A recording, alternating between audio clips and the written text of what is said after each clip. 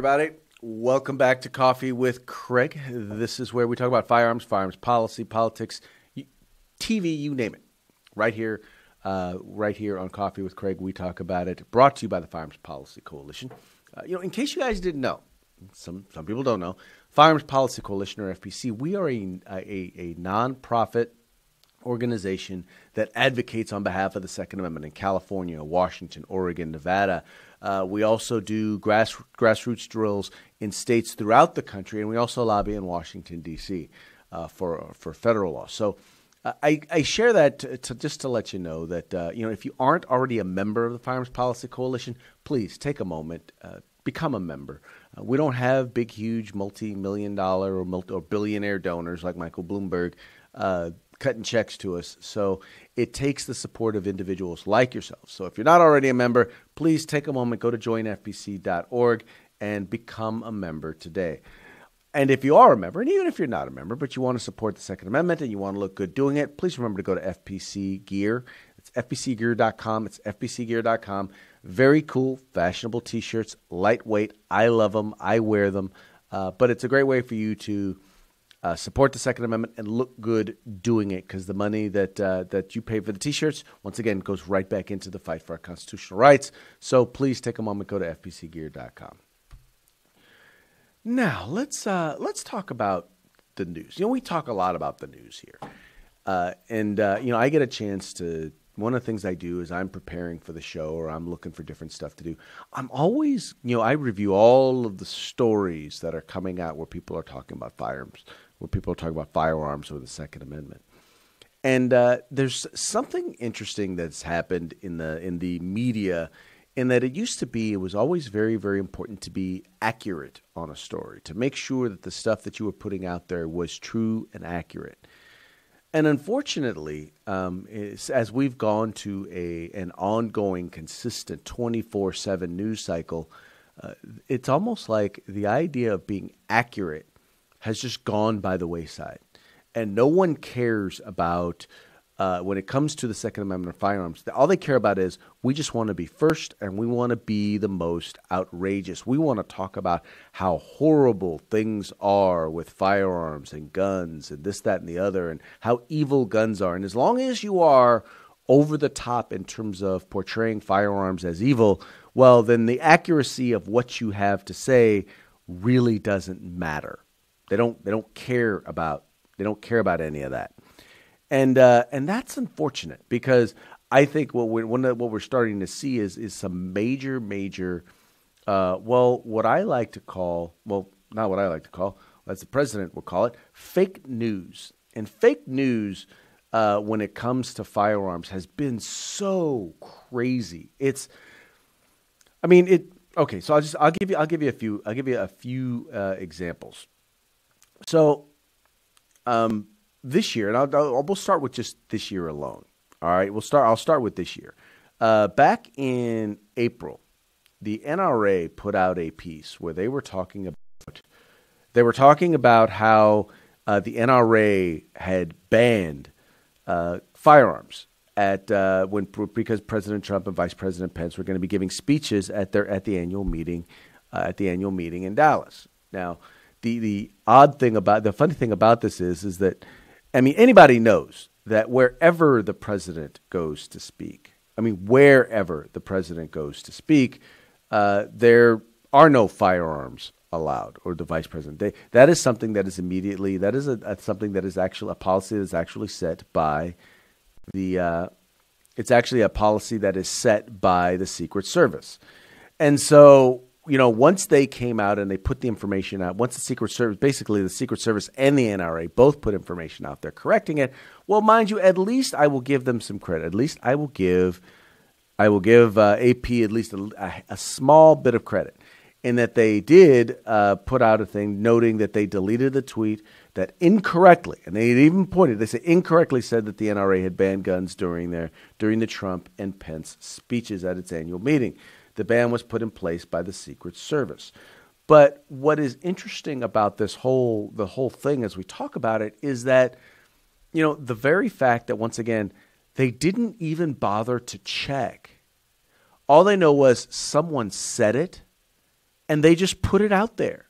They didn't care whether or not it was true. Whether or not it was true, whether or not it was accurate was not the point, was not even a thought. It was as long as it made the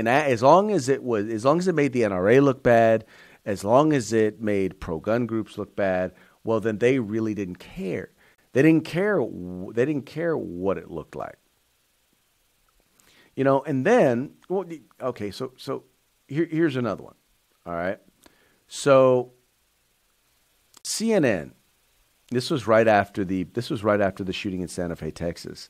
CNN put out a piece saying, including today's shooting incident in Texas, in a Texas high school, this year there have already been 22 school shootings where someone was hurt or killed. The average is more than one a week. Now, keep that number in mind. That's the number that they're talking about. They're trying to say that there was more that there were 22, or I think now they say it's up to 23 school. They were saying 23 school shootings in 21 weeks, right? But what they don't tell you is when you go back and you actually look at the shootings, and it's kind of funny because they give on the piece they actually give kind of general descriptions about each of the shootings.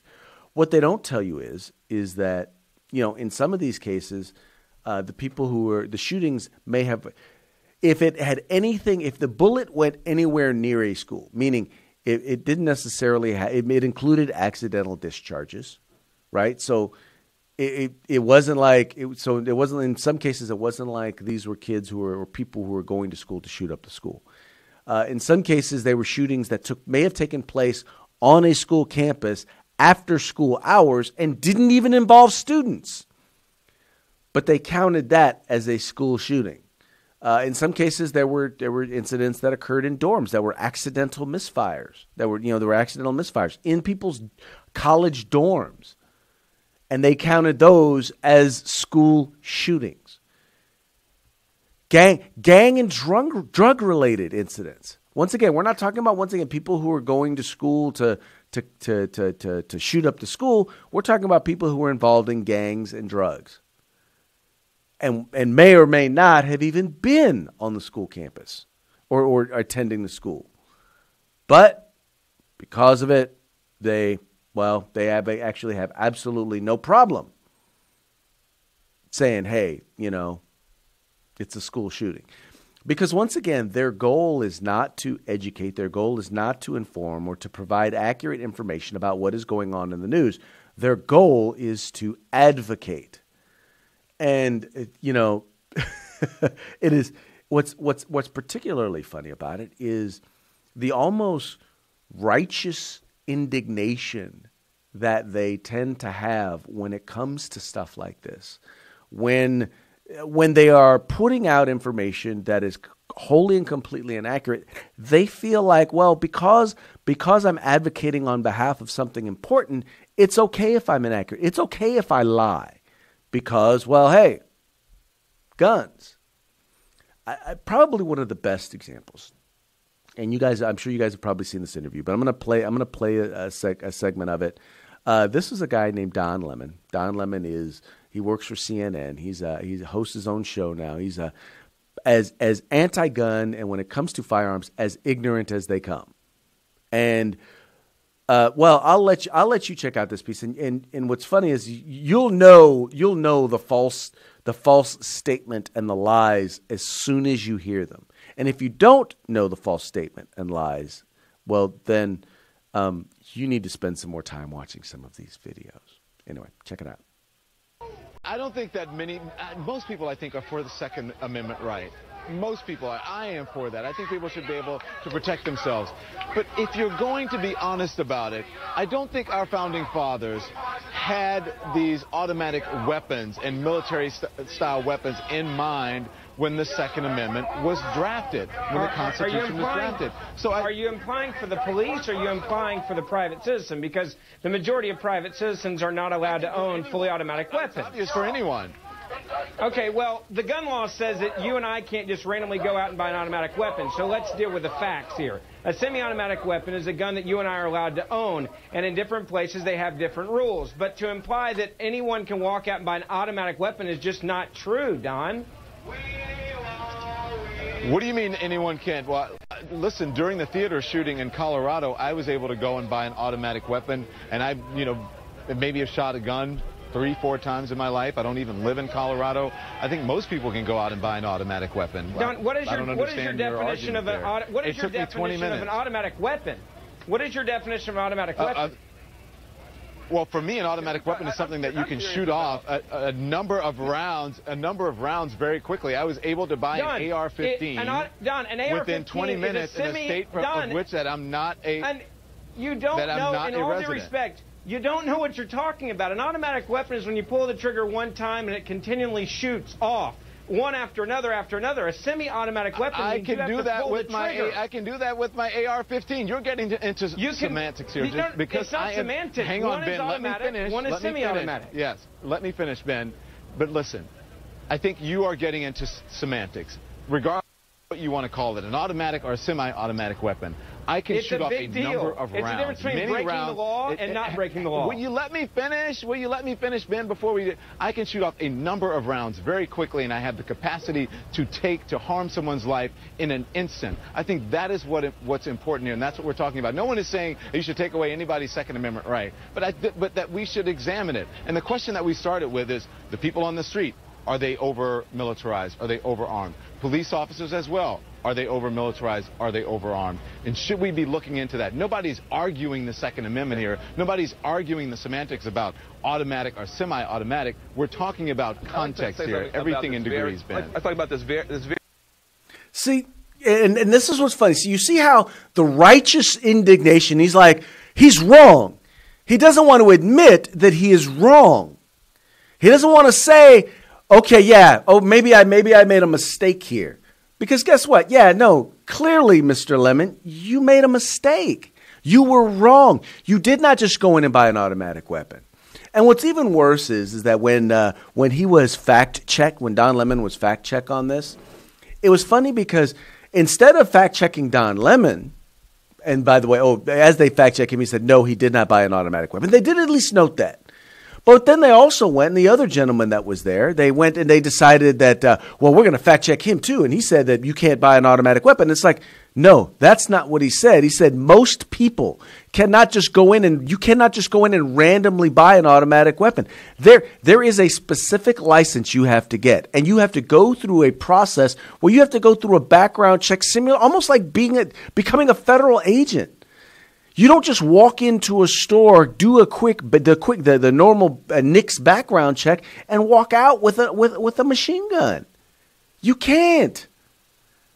But this guy, I mean, but it's sad when you cannot even trust. Not only can you not trust the mainstream media with the facts when it comes to firearms, you can't trust the fact checkers, the people who call themselves people who are supposed to be checking the fact check, checking the news stories. And we've dealt with folks like that. We've dealt with PolitiFact here, where one time we had PolitiFact that literally sent us an email on a Friday at like 6:30 West Coast time, 6:30, and said, we're running a story on Monday. We'd like to check these facts. And then they ran the story on Monday. Now, I don't know about you, but I'm not going to spend my weekend doing PolitiFact's homework for them. They have a responsibility. If you're going to call yourself a fact checker, then check the facts. Don't just call up someone you disagree with or drop them an email, and then when they don't get back to you, say, oh, well, I guess it must be true. But that's the sort of crap that they do. Look, I get it. Some of you out there, well, I don't know why you pay attention to the mainstream. You know why I have to pay attention to it? Because I have to know what they're saying. We have to know what the other side is saying so that we can counter it. If we don't pay attention to it, if we don't know what they're saying, then we don't know exactly what narrative we need to be countering. When I come on this show, when I do this, I need to know what sort of messaging I need to be countering. And that way I can provide you guys with the correct information, and so that you can help inform others, because there are a lot of people out there who just don't know. And because they don't know, when they hear it from the CNNs or from the Associated Presses, when they see it and they hear it, well, then they think, well, that must be what it is, because they don't know any different. So it's up to us, it's up to me, it's up to you, it's up to all of us to help make sure that our friends, our family, our neighbors don't fall prey to fake news when it comes to the Second Amendment, because literally they are using inaccurate, false information in order to get public support for an agenda that is all about taking away civil rights. And like Mr. Lemon, it's kind of funny to see Mr. Lemon sit there and say, well, it's not that we need to take a look at. No, when you start talking about infringing on the Second Amendment right, then yeah, that's exactly what you're doing.